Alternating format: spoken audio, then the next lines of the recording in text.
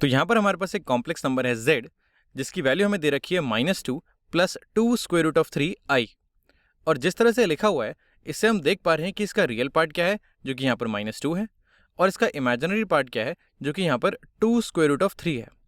लेकिन यहाँ पर हम डिस्कस करना चाहेंगे, यहाँ पर हम बात करना चाहेंगे एक नए तरीके की जिससे हम z को रिप्रेजेंट कर पाएँ और विजुलाइज कर पाएँ।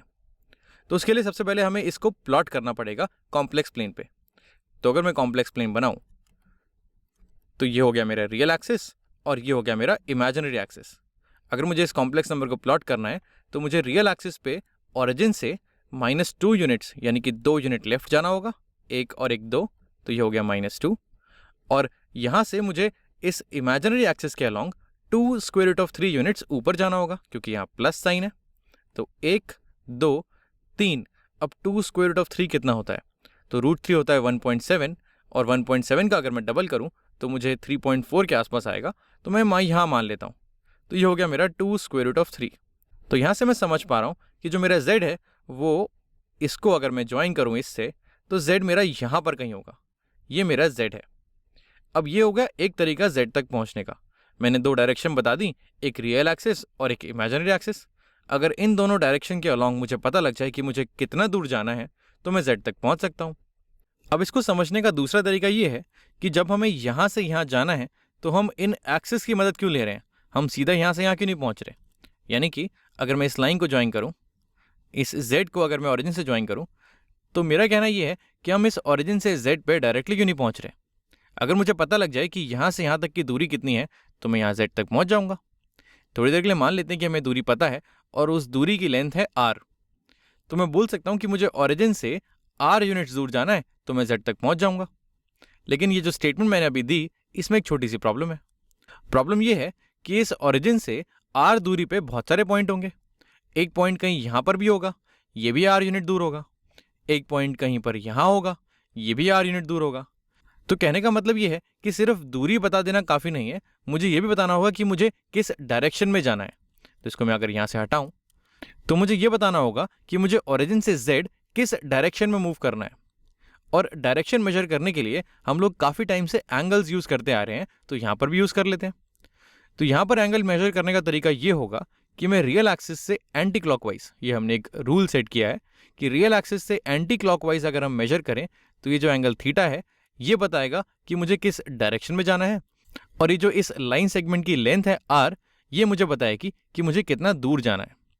तो किस डायरेक्शन में जाना है और कितना दूर जाना है, अगर मुझे ये दोनों चीज़ें पता लग जाएं तो मैं z तक पहुंच सकता हूं। तो अब चलो एक काम करते हैं, ये जो कॉम्प्लेक्स नंबर हमें दिया हुआ है इसके लिए r और थीटा ये निकालने की कोशिश करते हैं। और इसके लिए हमें थोड़ी सी ट्रिग्नोमेट्री की ज़रूरत पड़ेगी। अगर हम इस ट्राइंगल को देखें, ये जो मेरा ट्राइंगल है, ये जो मेरा ट्राइंगल है इसको देखें तो इसकी जो हाइपोटेनस है ये है r, ये हमें निकालनी है। मैं इस ट्राइंगल को अगर थोड़ा बड़ा करके बनाऊं तो जैसे ये वाली मेरी जो लेंथ है ये है इसका जो बेस, ये है 2 यूनिट्स का। तो मैं इसका बेस बनाता हूँ मैं 2 यूनिट्स का, ये हो गया 2 यूनिट्स। ये जो इसकी हाइट है ये हो जाएगी 2√3 यूनिट्स। मैं इसकी हाइट बनाता हूँ, थोड़ी लंबी बनाऊँगा, ये हो जाएगी 2√3 यूनिट्स। और ये मेरा राइट एंगल ट्राइंगल है। इसी ट्राइंगल की अगर मैं हाइपोटेनस बनाऊँ, मैं इसको सीधे बनाने की कोशिश करता हूँ। ये जो मेरी हाइपोटेनस है इसकी लेंथ हो जाएगी r। तो अगर मैं पाइथागोरस थ्योरम लगाऊँ यहाँ पर तो इस r की वैल्यू निकाली जा सकती है। तो पाइथागोरस थ्योरम के हिसाब से इस r स्क्वायर की वैल्यू हो जाएगी मेरी 2 स्क्वायर प्लस 2√3, ये जो 2 स्क्वायर रूट ऑफ 3 है इसका स्क्वायर।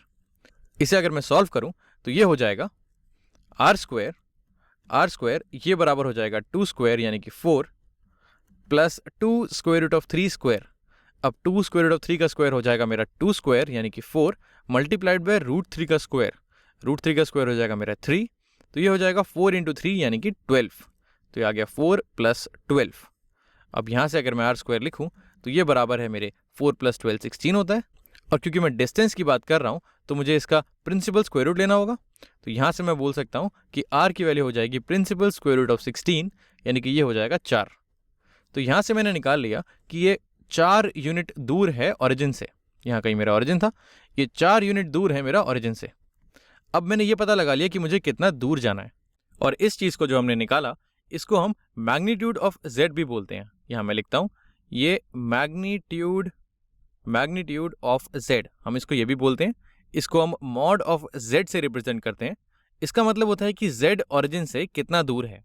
और इसका फॉर्मूला, अगर मैं फॉर्मूला लिखना चाहूँ तो ये होता है स्क्वायर रूट ऑफ या फिर principal square root of real part of z इसका square plus imaginary part of z इसका स्क्वायर। अगर मुझे रियल और इमेजिनरी पार्ट पता है z के, तो मैं उनका अगर स्क्वायर करके ऐड करूं और फिर प्रिंसिपल स्क्वायर रूट लूं तो मुझे मॉड ऑफ z यानी कि मैग्नीट्यूड ऑफ z मिल जाएगा। बिल्कुल यही चीज़ हमने यहाँ पर की है। अब आते हैं इसकी डायरेक्शन पे। तो डायरेक्शन के लिए हमें थीटा निकालना होगा, लेकिन यहाँ पर प्रॉब्लम यह है कि थीटा इस ट्राइंगल के बाहर आ रहा है। उससे मुझे कोई दिक्कत नहीं होनी चाहिए, क्योंकि अगर मुझे ये वाला एंगल पता लग जाए तो मैं उस एंगल को 180 में से माइनस करके ये थीटा निकाल सकता हूँ, क्योंकि मैं देख सकता हूँ कि ये दोनों एंगल्स लीनियर पेयर बना रहे हैं, यानी कि ये दोनों एंगल्स सप्लीमेंट्री हैं। तो अगर मुझे ये एंगल पता लग जाए, यानी कि अगर मुझे ये एंगल पता लग जाए, इसको मैं थोड़ी देर के लिए फाई मान लेता हूँ, तो मैं 180 में से फाई को माइनस करके इस थीटा की वैल्यू निकाल लूंगा। और इस फाई को निकालने के लिए मैं इस ट्राइंगल में थोड़ी सी ट्रिग्नोमेट्री लगाना चाहूँगा। अगर मैं देखूँ तो इस ट्राइंगल में मुझे परपेंडिकुलर, बेस और हाइपोटेन्यूज तीनों पता है। तो मैं साइन, कॉस, टैन इनमें से किसी भी चीज़ की मदद लेके इस फाई के बारे में थोड़ा सा और जान सकता हूँ। अगर मैं निकालना चाहूँ कि मुझे टैन ऑफ फाई निकालना है, तो इसकी वैल्यू कितनी होगी? तो इस ट्राइंगल में, इस राइट एंगल ट्राइंगल में टैन ऑफ फाई हो जाएगा मेरा परपेंडिकुलर डिवाइडेड बाय बेस। तो परपेंडिकुलर है मेरा 2√3, इसको मैं लिखता हूँ यहाँ 2√3 डिवाइडेड बाय बेस है मेरा यहाँ पर 2। अब इस 2 से ये 2 कैंसिल हो जाएगा और टैन ऑफ फाई की वैल्यू आ जाएगी मेरी स्क्वायर रूट ऑफ 3। मैं यहाँ लिख सकता हूँ, इसका मतलब ये है कि टैन ऑफ फाई ये हो गया मेरा स्क्वायर रूट ऑफ 3। अब हम देखते हैं कि किस एंगल का टैन √3 के बराबर होता है, यानी कि फाई की वैल्यू हो जाएगी tan inverse square root of 3।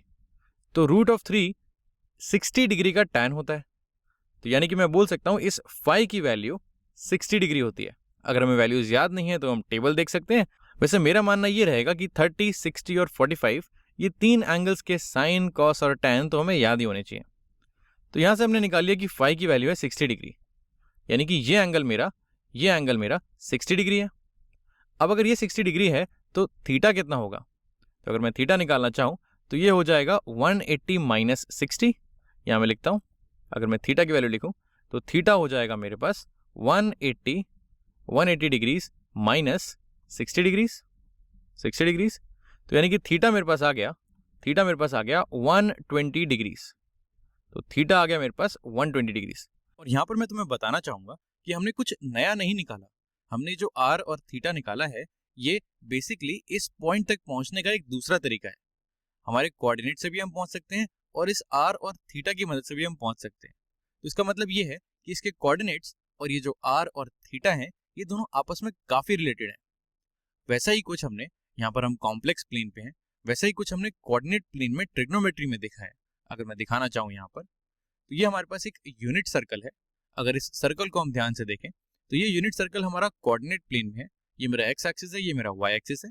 Unit circle का मतलब ये हुआ कि हम एक यूनिट रेडियस की बात कर रहे हैं, यानी कि इस सर्कल का रेडियस 1 यूनिट है। और अगर इस सर्कल पे मैं किसी पॉइंट की बात करूं तो उसके कोऑर्डिनेट्स हो जाएंगे x, y।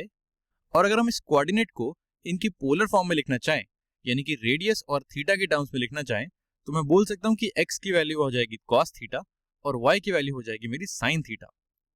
अब तुम सोचोगे कि आता कैसे है? तो अगर मैं इसमें परपेंडिकुलर ड्रॉ करूं तो ये मेरा एक राइट एंगल ट्राइंगल है, जिसकी जो हाइट है ये है y और जिसके जो बेस है ये है x। तो इस ट्राइंगल में अगर मैं ट्रिग्नोमेट्री लगाऊं तो इस थीटा के लिए साइन अगर मैं निकालूं तो साइन थीटा हो जाएगा y/1, यानी कि साइन थीटा हो जाएगा y/1, जहां से मैं बोल सकता हूं कि y की वैल्यू है साइन थीटा।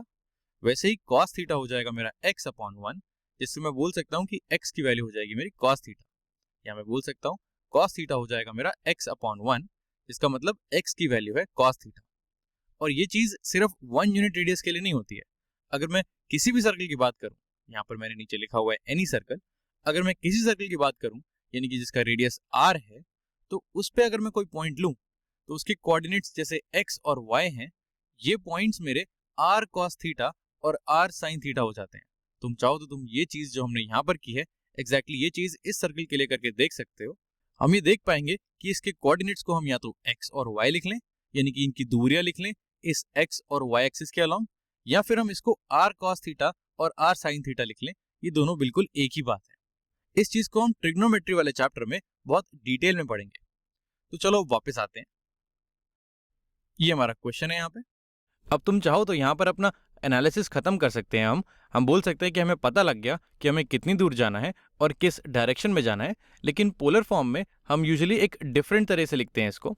और जैसा कि हमने पिछली वीडियो में देखा था पोलर फॉर्म की, जो हमारा कॉम्प्लेक्स नंबर है इसको मैं यहाँ से हटाता हूँ। जो हमारा कॉम्प्लेक्स नंबर है जैसे हम लिखते हैं z is equal to a plus i b, जिसमें a मेरा रियल पार्ट होता है और b मेरा इमेजिनरी पार्ट होता है। पोलर फॉर्म में भी हम इसका रियल और इमेजिनरी पार्ट लिखते हैं, लेकिन r और थीटा की टर्म पोलर फॉर्म में हो जाता है मेरे पास r cos थीटा